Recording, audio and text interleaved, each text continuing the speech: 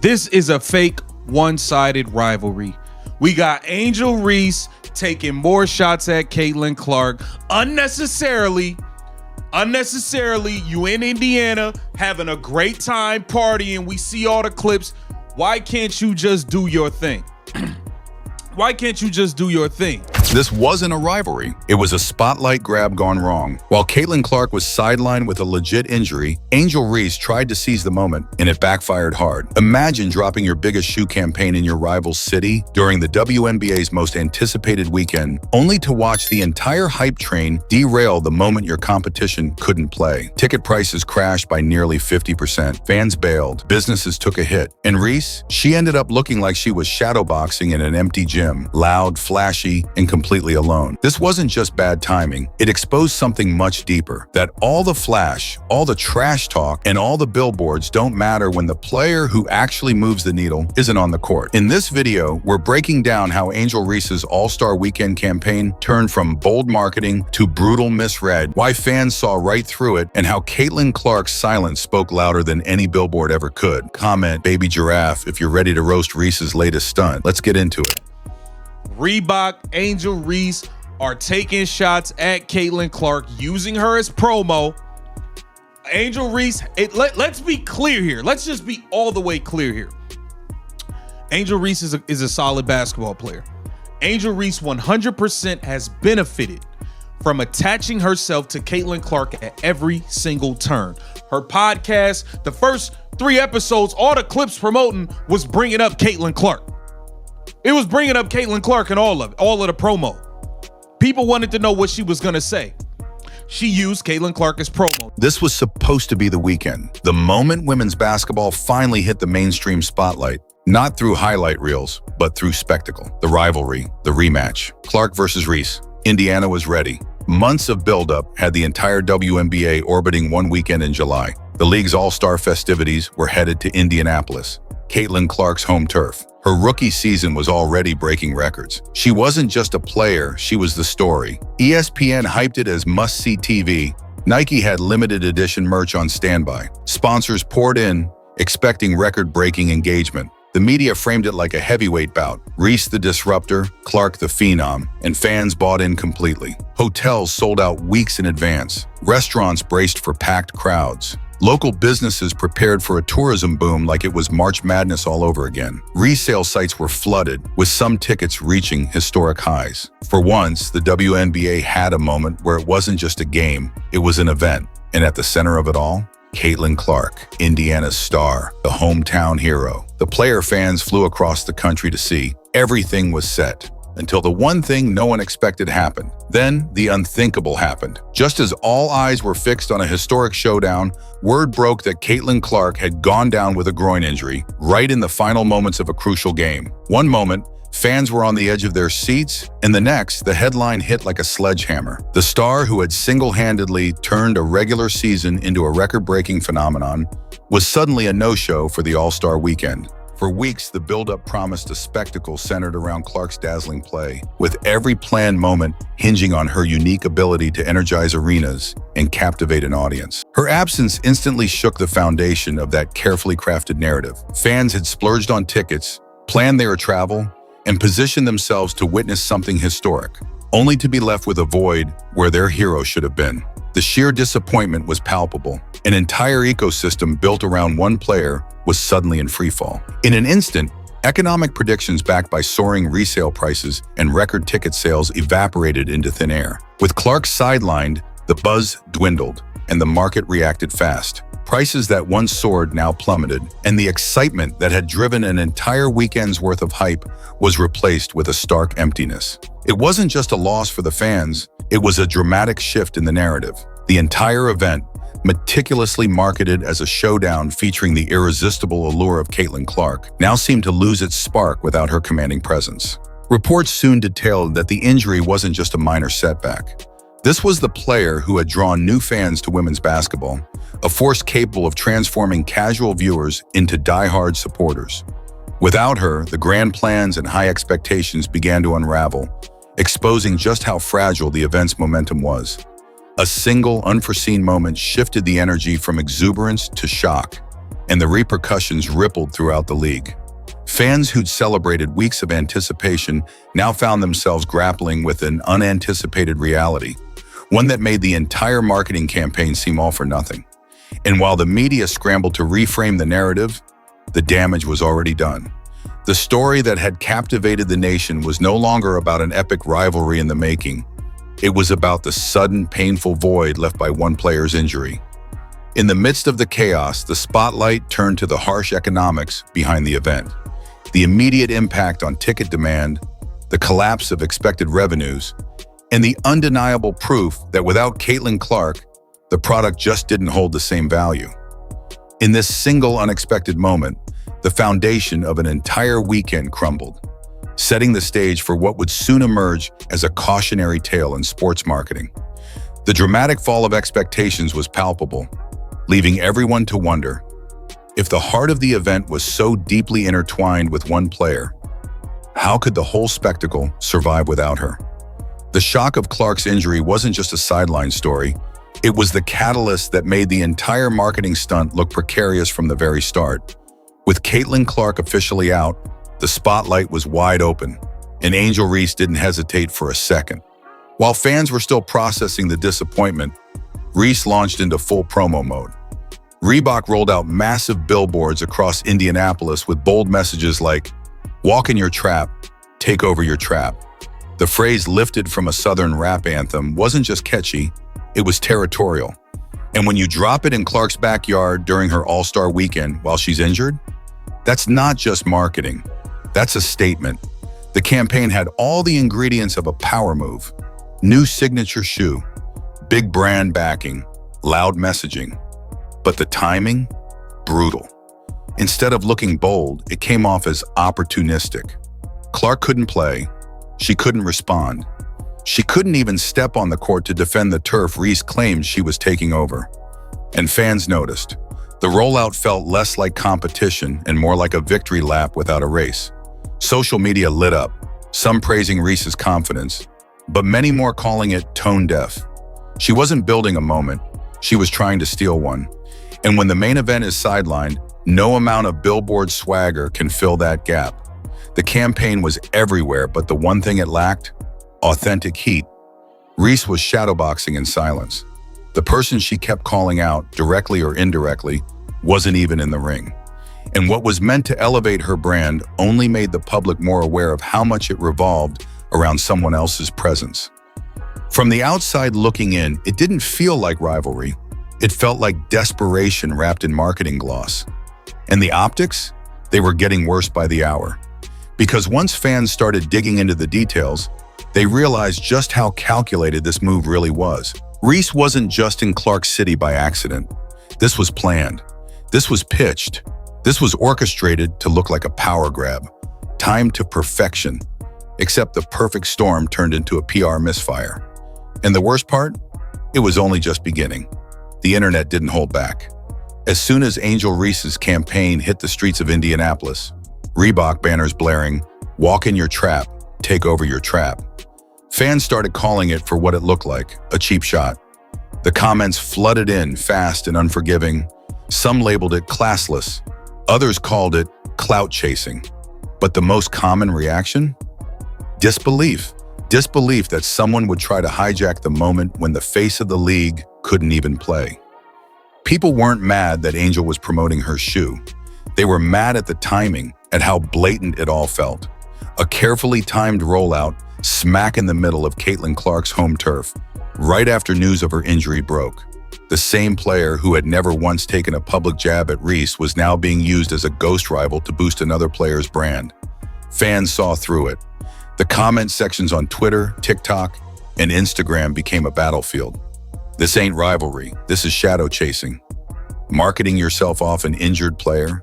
Weak. Caitlin's never said a word about her. And this is how you move? Even supporters of Reese had a hard time defending the rollout. It was hard to miss the contrast. While Clark was silent, recovering, and disappointing fans with her absence, Reese was everywhere, loud, performative, and oddly aggressive towards someone who hadn't engaged. And people noticed the pattern. From podcast clips to press appearances to promo materials, Reese's name only seemed to trend when Clark's was attached. The so-called rivalry felt one-sided. Reese kept talking. Clark didn't, and that silence from Clark made the backlash against Reese even louder. What stung fans the most wasn't the marketing. It was how unnecessary it felt. The moment was already fragile. Fans were already let down. The weekend had already lost its main event. And instead of honoring the bigger picture, Reese leaned into a campaign that felt more like a personal victory lap than support for women's basketball. The backlash wasn't just loud, it was widespread. Casual fans, hardcore supporters, even neutral sports media started to turn. Instead of being celebrated for her shoe launch, Reese was now trending for all the wrong reasons. It wasn't a flex anymore. It was a flameout, and the heat was only rising. The moment Caitlin Clark was ruled out, the ripple effect hit fast and hit hard. All the carefully laid marketing plans, media campaigns, and corporate investments built around the Clark versus Reese hype machine started to crumble. The storyline everyone had banked on, gone. And without Clark, nothing hit the same. Reebok had poured serious money into Reese's I'm in Your City campaign, expecting the rivalry energy to drive buzz. But that buzz fizzled the second fans realized it wasn't a battle. It was a billboard war with no opponent, and the numbers told the story. The expected engagement never came. Social media reach flatlined. Conversations shifted from, "Look at Reese's rise," to "Why is she even doing this?" Meanwhile, ESPN had been rolling out promos, interviews, and highlight reels hyping the All-Star Showdown. But with Clark injured, the broadcast pivoted from rivalry coverage to scrambling for new talking points. Even Nike's limited edition drops that were supposed to go head-to-head with Reebok's launch now felt mismatched, because the matchup that justified all the noise never happened. Corporate sponsors who had invested millions into the All-Star festivities were suddenly faced with a product that didn't match the pitch. Fans weren't tuning in like expected. Merch didn't fly off shelves. The city of Indianapolis, which had prepped like it was hosting the Final Four, watched the projected boost in tourism and spending quietly deflate. And let's talk about the ticket prices again, because that was the clearest collapse of all. What was once the most expensive WNBA All-Star game in history dropped like a rock, from $121 to $64. Almost overnight, that's a 48% price crash, not just in dollars, but in demand, in energy, in belief. Every element of the weekend that depended on Clark's presence, ticket sales, viewership, merch, social engagement, sponsor ROI, took a hit. Angel Reese's campaign might have made headlines, but it didn't translate to momentum. In fact, it did the opposite.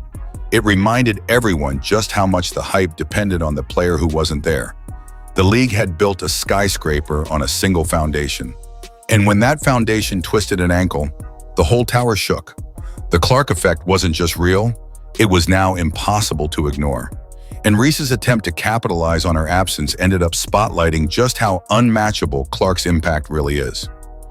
The plan was to dominate the moment. Instead, the moment collapsed under the weight of what was missing. By now, the truth was impossible to ignore. Caitlin Clark is the show. Not just a rising star, not just a promising rookie. She's the engine, the attraction, the reason casual fans suddenly care about women's basketball in the first place. When she plays, the WNBA feels electric. When she doesn't, it flatlines. The numbers aren't just impressive, they're historic. In regular season matchups earlier this year, Clark's presence spiked resale ticket prices by as much as 71%. TV ratings doubled and tripled when she was on screen. Arenas that were half full last season started selling out weeks in advance. She brought in new fans, inspired a new level of media coverage, and drew more national attention to the WNBA than anyone in decades. This isn't hype, it's a measurable shift, and that's what made All-Star Weekend so revealing. Without Clark, everything lost its spark. Reese's campaign, meant to feel bold and powerful, suddenly looked flat without the tension that Clark naturally brings. Viewership projections dipped, sponsorship activations under-delivered. The storylines all felt off. And in that vacuum, Angel Reese's attempt to dominate the moment came across as forced. Not because she isn't talented, but because she's not the one driving the league's momentum. This isn't a knock on other players. It's just the current reality. No one moves the needle like Clark. No one packs arenas on a Tuesday night like she does. No one gets people to tune in, not just WNBA fans, but general sports fans, the way she does. And fans know it. That's why they were so quick to reject the idea of this rivalry being equal. Reese talking big while Clark was silent only amplified the gap. Clark wasn't on podcasts throwing shade. She wasn't flexing on Instagram or rolling out city-dominating catchphrases. She was rehabbing quietly, letting her game do the talking. And that's the part Reese missed, because while she was out there taking metaphorical victory laps in someone else's city, fans were painfully aware that the only reason there even was a spotlight to step into was because Caitlin Clark had built it. The shoe launch, the billboards, the big talk. None of it would have meant anything if Clark wasn't the measuring stick. Reese didn't elevate the moment. She exposed just how dependent the WNBA's momentum really is on one player being healthy and in uniform. That's the reality. Clark isn't just in the league. Right now, she is the league. If the weekend wasn't already spiraling, this moment sealed it. Just hours before tip-off, WNBA players hit the floor wearing warm-up shirts that read, "Pay us what you owe us." A bold message, no doubt, and one rooted in a very real issue. Players in the league have long battled for better pay, charter flights, maternity support, and more resources. The fight is valid, the frustration is justified, but the timing, brutal. This protest hit at the exact moment the league's biggest draw was sidelined. The All-Star event had lost nearly half its value, and fans were already feeling disappointed, disillusioned, and in some cases, flat out ripped off. Ticket prices had plummeted. Merch wasn't moving. Restaurants and vendors saw traffic drop. And right in the middle of that slump, players stepped forward, not to rally the fan base, not to celebrate the game, but to demand more money. To the casual viewer, it looked tone-deaf. On paper, it's a powerful statement. In execution, it looked like players were asking for more at the exact moment the product had clearly lost value without Clark. Social media quickly turned sour. Comments rolled in like wildfire. You want a raise? Show up like Caitlin does. Wrong time, wrong message. Half the people here aren't even watching because Clark isn't playing, and now you're asking for more? It was a perception problem. The league was already showing signs of fragility without its top star, and this made things worse. Instead of unity, it sent mixed signals. Fans didn't see passion. They saw entitlement. Instead of celebrating how far the league had come, the conversation shifted to how far it still had to go, and how few players seemed to grasp that the momentum wasn't guaranteed. Even Caitlin Clark, the centerpiece of the league's recent explosion, wasn't wearing the shirt. She's been vocal about wanting players to get paid more, but she chose actions over slogans, and that quiet contrast didn't go unnoticed. Her absence from the protest added fuel to a growing divide in perception. One side doing the work, the other side talking louder than ever, even when the room was already tense. And to make matters worse, the protest was happening during All-Star Weekend, the league's biggest media moment of the year. It was supposed to be a celebration, a display of unity and growth. Instead, it became a backdrop for a pay dispute. That would be like NBA players staging a contract protest during the dunk contest, or NFL stars demanding salary hikes in the middle of the Super Bowl. There's a time for bold messaging, but there's also a time to read the room. And this room, it was already halfway out the door the moment Clark got hurt. In the end, the shirts made headlines, but not the kind the league needed. The message was right. The moment was all wrong.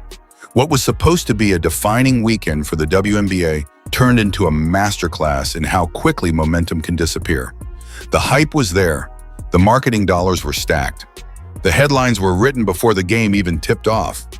But without Caitlin Clark, the league's biggest draw, the one player anchoring fan excitement, all of it fell apart.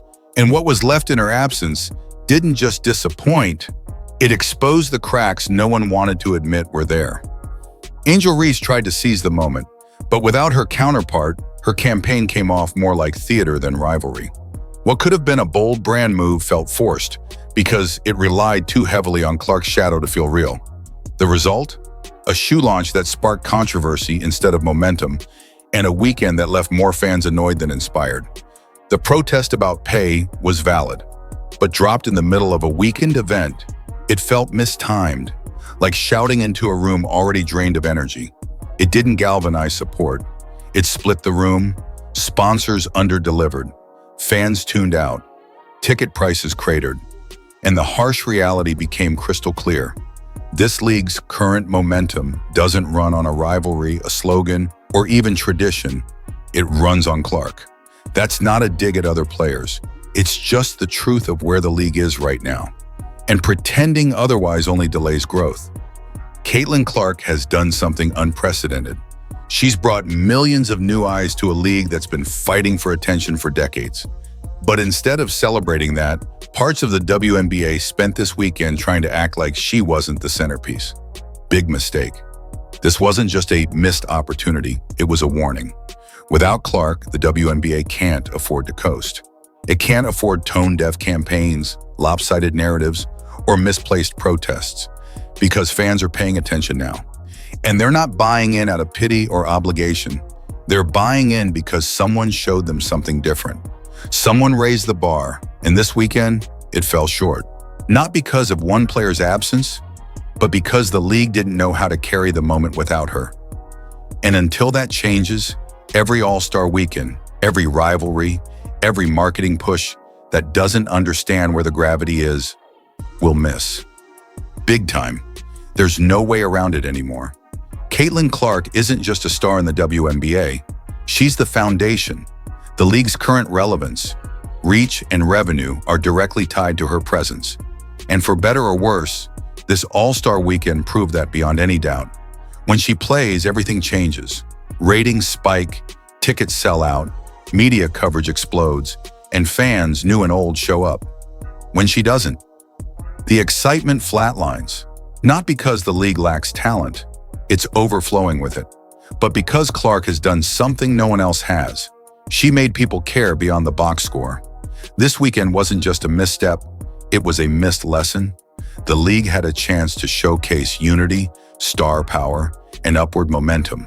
Instead, it gambled on a rivalry that never materialized, leaned into narratives that felt one-sided, and centered moments that fizzled without her. It's time to stop dancing around the truth. Clark's impact is not temporary hype. It's not a flash in the pan. It's structural. If the WNBA wants to grow, it has to build with her. Not around her, not against her, but with her. Because right now, she's not just changing the game, she is the game.